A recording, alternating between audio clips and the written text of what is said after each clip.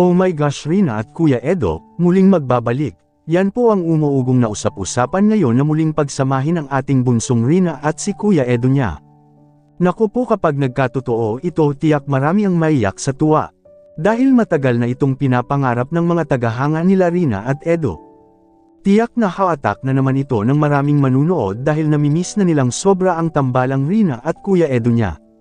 Pero sa tingin ko naman pagbibigyan ni Kuya Val ang matagal ng kahilingan ng mga solid Rina at Edo. Hindi na lang sana bigyan ng ibang kahulugan pa kung sakaling muling pagsamahin ang magkuya kasi bata pa si Rina pa sa isip niya ang mali siya. At lalo na si Edo dahil bunsong kapatid lang ang tingin niya kay Rina.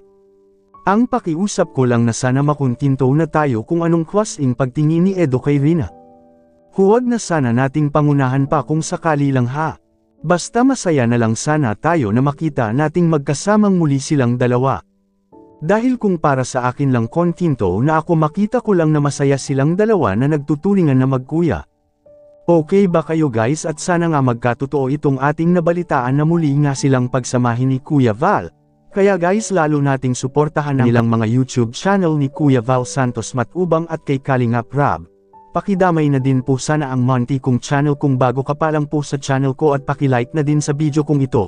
Maraming salamat po, good day and God bless everyone's.